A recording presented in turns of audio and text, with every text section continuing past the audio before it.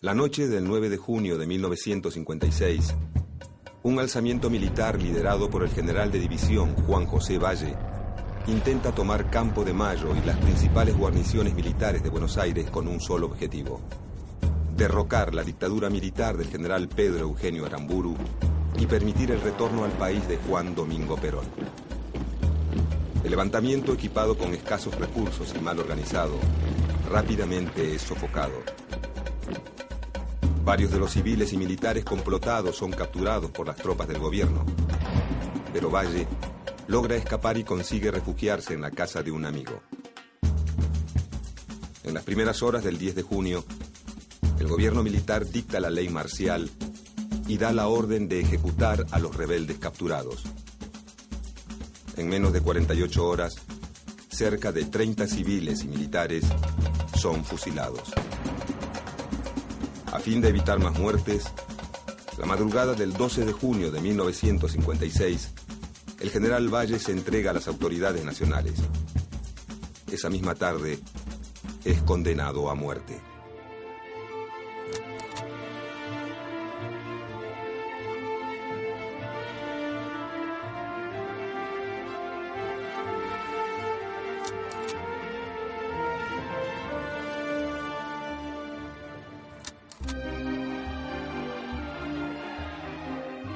A mediados de 1955, las disputas entre el presidente Perón y sus adversarios políticos se agudizan.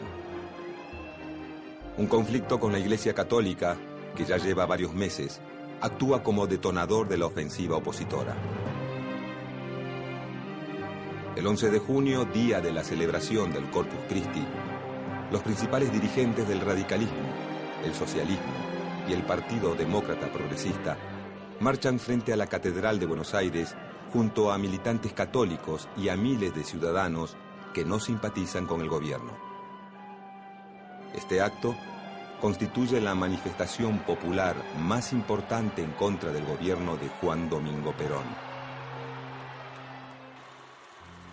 5 días más tarde, en el mismo lugar, sectores antiperonistas de la Marina de Guerra y la Aeronáutica hacen saber su malestar con el gobierno de la manera más violenta. La mañana del 16 de junio de 1955, un escuadrón de 30 aviones bombarderos parte de la base naval de Punta Indio hacia Buenos Aires.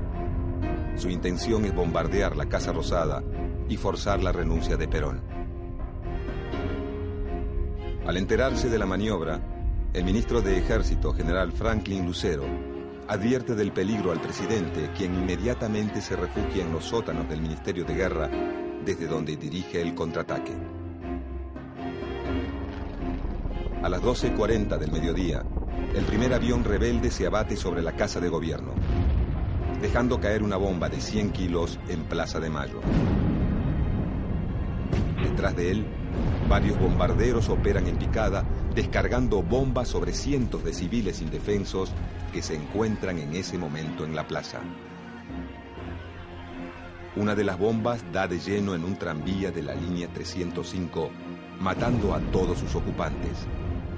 40 de ellos son niños de primaria.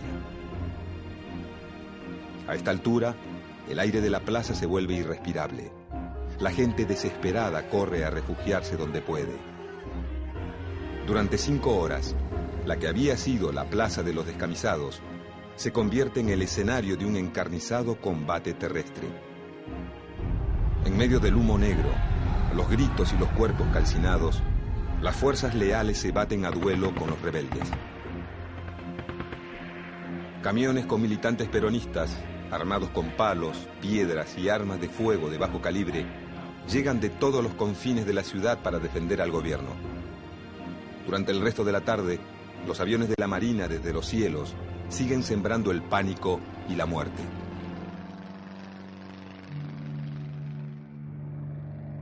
Con las últimas luces del día, los aviones rebeldes cesan el bombardeo y emprenden la retirada hacia las costas uruguayas. El plan de matar a Perón, o como mínimo, forzar su renuncia, por el momento ha fracasado.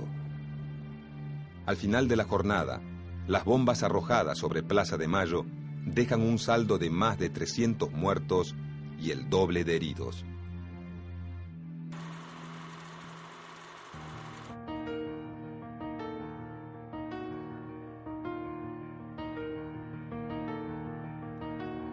los días posteriores al bombardeo, la tensión entre peronistas y antiperonistas se intensifica. Perón, ante una crisis política irreversible, intenta una tregua. Una vez controlada la situación militar, el gobierno cambia de táctica y decide aumentar la presión. En un acto público frente a Casa Rosada, Perón deja muy clara su posición ante los opositores. Y cuando uno de los nuestros caiga, caerán 5 de los de ellos.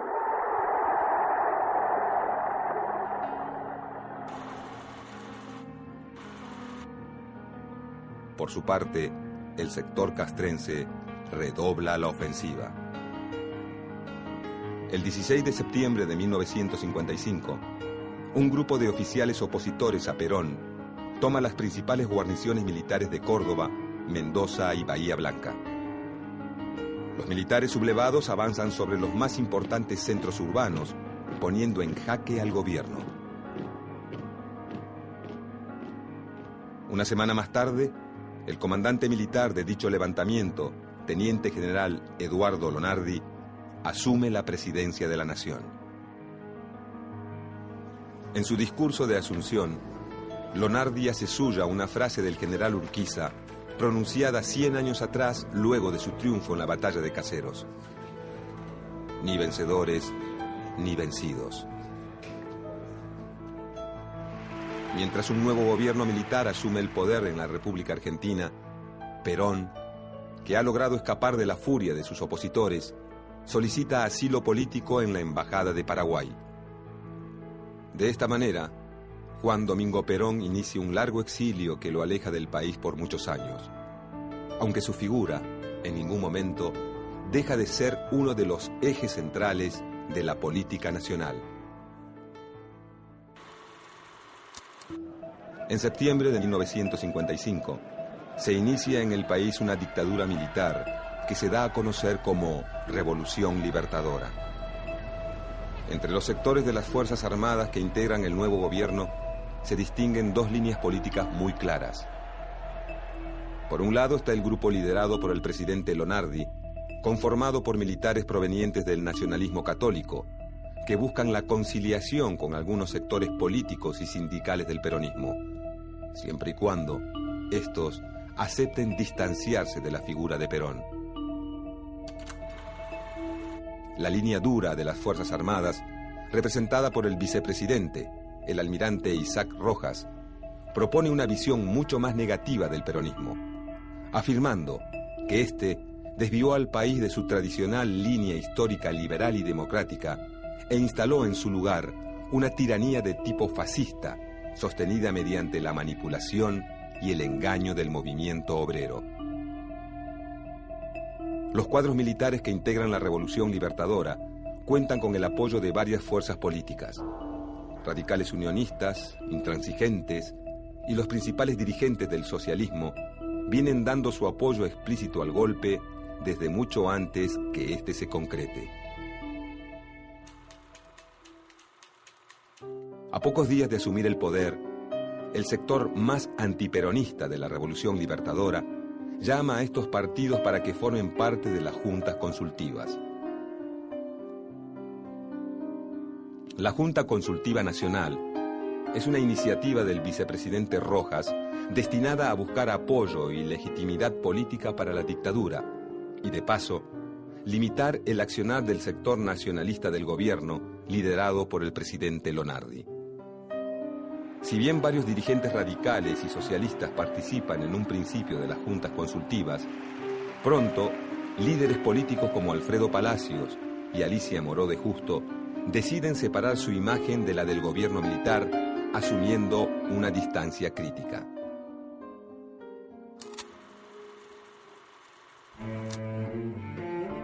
Durante los meses de septiembre y octubre de 1955, el ala nacionalista de la Revolución Libertadora, encarnada por el presidente Lonardi, dirige las políticas de gobierno.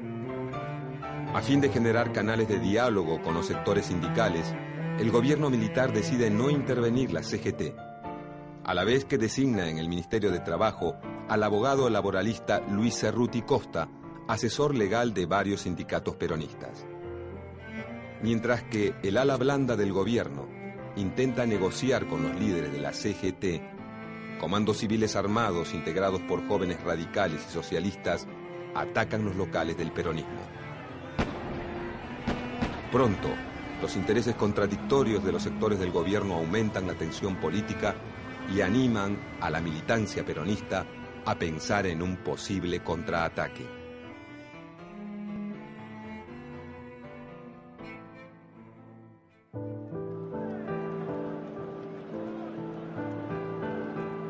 Llegado el mes de noviembre de 1955, el sector más liberal y antiperonista del ejército desplaza a Eduardo Lonardi de la presidencia y designa en su lugar al general Pedro Eugenio Aramburu.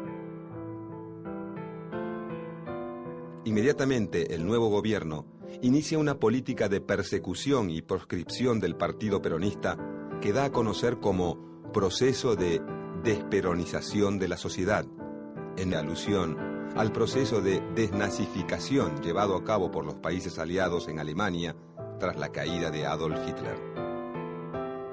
Esta política de desperonización incluye la disolución del partido peronista, la inhibición de todos sus miembros para ocupar cargos en la administración pública y la prohibición de exhibir sus símbolos partidarios y de mencionar públicamente los nombres de Perón y Evita. Por efecto de estas medidas, luego de 10 años de saturación de imágenes y discursos peronistas, en las calles argentinas está prohibido nombrar a Perón, y en los principales medios de comunicación se hace referencia a su figura como el tirano depuesto.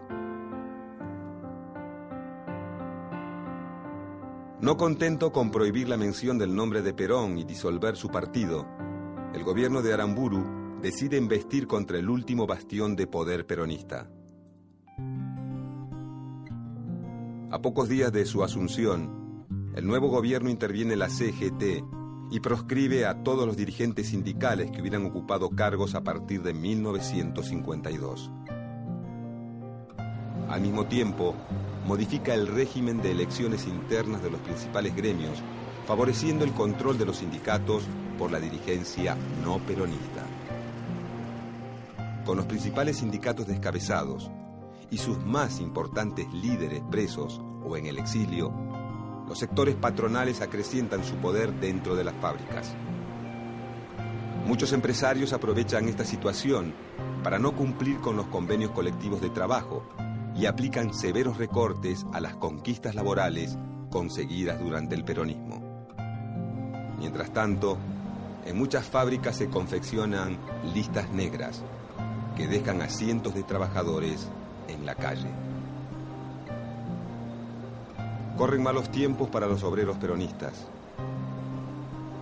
El líder político al que ven como su gran benefactor está desterrado a miles de kilómetros y su regreso al país es por el momento imposible. Muchas conquistas sociales conseguidas con años de lucha y perseverancia empiezan a diluirse ante la mirada de un gobierno que con su indiferencia parece consentir los abusos patronales.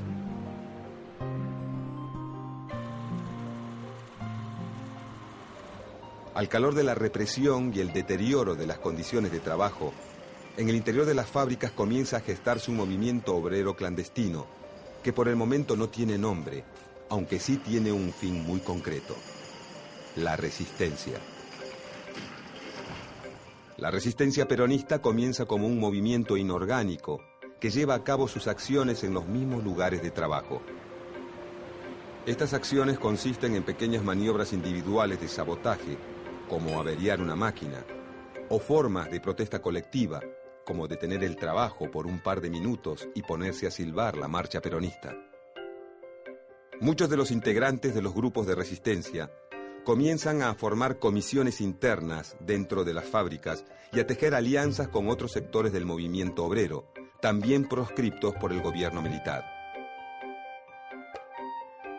A finales de 1956, varios miembros del Partido Comunista se suman a las iniciativas de la resistencia y forman la Comisión Intersindical. Con esta comisión, peronistas y comunistas intentan presionar al gobierno para que los deje participar en el Congreso Normalizador de la CGT a llevarse a cabo en 1957.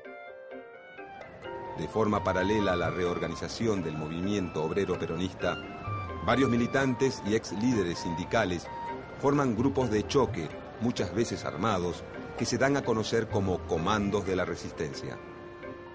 Estos comandos llevan a cabo acciones de protesta y reivindicación del partido peronista, como volanteadas clandestinas o la detonación de artefactos explosivos de fabricación casera, bautizados popularmente como caños peronistas. Uno de los principales impulsores de los comandos de la resistencia es el abogado y exdiputado John William Cook. Figura rebelde y sumamente combativa, Cook representa la opción más revolucionaria del peronismo. Por su carácter aguerrido e intransigente y su aguda percepción política, Perón, desde su exilio en Venezuela, lo elige como su delegado personal y lo distingue con el cargo de jefe de las fuerzas peronistas organizadas en el país y en el extranjero.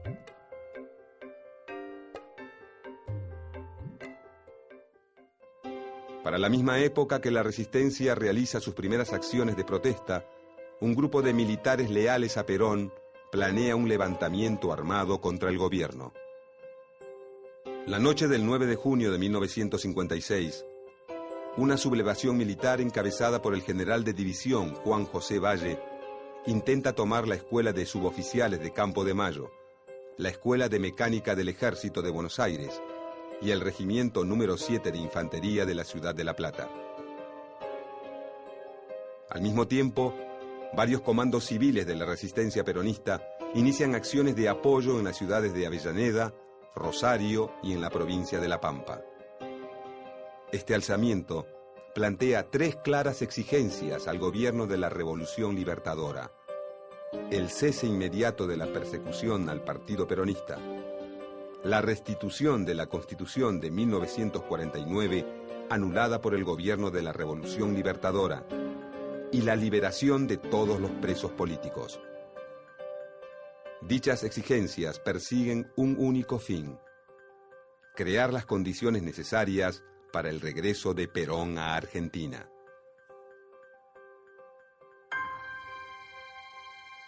Llegada la medianoche, casi todos los focos de la rebelión son reprimidos. Salvo en el caso de La Plata, donde las fuerzas rebeldes, al mando de una división entera de tanques de guerra, se traban en combate hasta altas horas de la madrugada. El 10 de junio, el gobierno militar de la Revolución Libertadora establece la ley marcial. En las siguientes 48 horas se llevan a cabo fusilamientos en Lanús, La Plata, José León Suárez, Campo de Mayo, la Escuela de Mecánica del Ejército y la Penitenciaría Nacional. Para la medianoche del 11 de junio de 1956, la lista de ejecutados asciende a 16 militares y 13 civiles. Con la intención de poner fin a las ejecuciones, la mañana del 12 de junio, el general Juan José Valle se entrega a las autoridades militares. Esa noche, en el patio de la Penitenciaría Nacional, Valle es fusilado. Ante el fracaso de la sublevación militar, tanto Perón, que la había alentado desde el exilio, como los comandos de la resistencia que actuaron en su apoyo, abandonan la idea de la lucha armada para volcar sus esfuerzos a la reorganización de los sindicatos. Solo algunos comandos aislados de origen no sindical y que responden a John William Cook insisten en la vía del combate directo.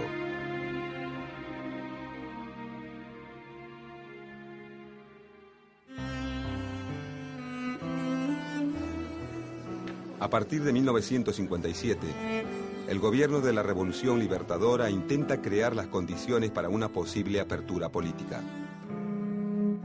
Dicha apertura implica una reforma constitucional que anule la Constitución peronista de 1949, la normalización de la CGT y un llamado a elecciones nacionales que permita la llegada al poder a los sectores civiles más cercanos al régimen militar. El gobierno militar comienza a pactar con los partidos políticos no peronistas las condiciones para el traspaso del poder. Para principios de 1957, una nueva camada de dirigentes surgidos de las segundas y terceras líneas del sindicalismo durante el último gobierno peronista y de los cuerpos de delegados de la resistencia comienzan a recuperar lugares clave dentro de los principales gremios. En agosto de 1957, durante el Congreso Normalizador de la CGT, se forman las 62 organizaciones, una red de sindicatos peronistas que reclama la dirección del movimiento obrero argentino. Dentro de las 62 organizaciones, comienzan a perfilarse dos líneas políticas muy distintas. Por un lado, los sindicalistas duros, representados por dirigentes como Sebastián Borro y José Alonso, que mantienen una fuerte actitud de intransigencia frente al gobierno y pretenden usar a las 62 organizaciones como base de negociación para detener las políticas de persecución y proscripción peronista. Por otro lado está la línea más conciliadora, cuyos dirigentes se dedican a establecer contactos con sectores del gobierno militar con el fin de fortalecer sus posiciones frente a una posible apertura política. Entre estos últimos sobresale la figura del líder metalúrgico de Avellaneda, Augusto Timoteo Bandor.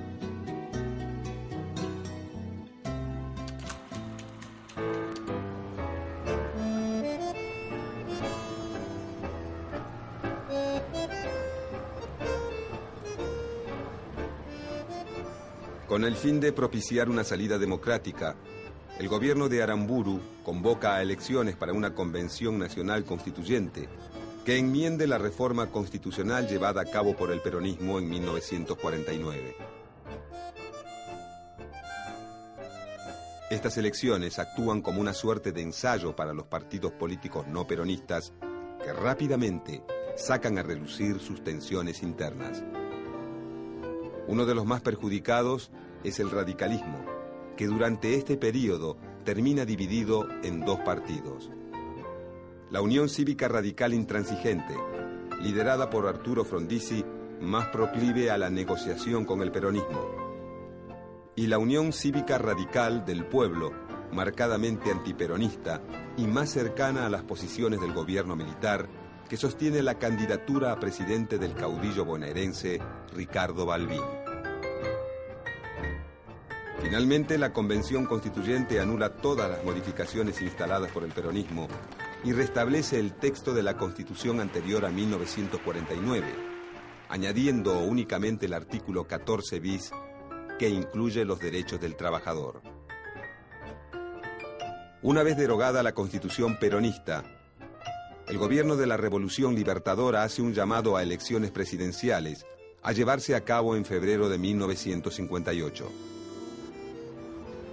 Con el peronismo proscripto e imposibilitado de presentar listas propias, muchos ven en Ricardo Balbín el gran ganador de la contienda. Ante este escenario, Arturo Frondizi, principal opositor de Balbín y candidato a presidente por los radicales intransigentes, teje una hábil estrategia electoral. El partido pide al gobierno provisional. Los radicales le hemos dicho al gobierno provisional que consideramos indispensable la aprobación de un plan político como método para tranquilizar a la República. Ese plan político debe tener... Un mes antes de las elecciones, Rogelio Frigerio, principal colaborador de Arturo Frondizi, viaja hasta Venezuela para reunirse con John William Cook, delegado personal de Perón. El objetivo de la reunión es negociar un pacto electoral con Perón que permita a Frondizi ganar las elecciones bajo la promesa de levantar la proscripción del peronismo. Pocos días antes de las elecciones, Perón, desde su exilio en República Dominicana, aconseja a sus seguidores votar por la fórmula Frondizi-Gómez. De esta manera, Perón, que en un principio había apoyado la estrategia insurreccional de los comandos de la resistencia y las repetidas huelgas de los sindicatos duros, decide prestar sus votos a Frondizi, temiendo que su no participación en los comicios lo termine borrando del mapa político. El 23 de febrero de 1958, con el apoyo de un sector importante del electorado peronista, triunfa la fórmula Arturo Frondizi-Alejandro Gómez con el 45% de los votos contra el 29% de la Unión Cívica Radical del Pueblo. Al final del escrutinio, más de 800.000 votos en blanco evidencian la ausencia de una figura política muy difícil de reemplazar. A pesar de la proscripción del Partido Peronista, la persecución de sus líderes sindicales y la política de desperonización de la sociedad impulsada por el gobierno de la Revolución Libertadora, en 1958, la figura de Juan Domingo Perón tiene tanto peso político como en los años de su gobierno. Si bien Perón se mantendrá en el exilio por muchos años más, su legado político se verá representado por los distintos sectores del sindicalismo, por sus delegados personales y por los partidos neoperonistas que empezarán a formarse en algunas provincias. Pero sin duda, el mayor capital político de Perón está en sus numerosos seguidores, que durante los años más duros de proscripción mantienen viva la llama de su movimiento y siguen viendo en su regreso la gran solución para los problemas argentinos.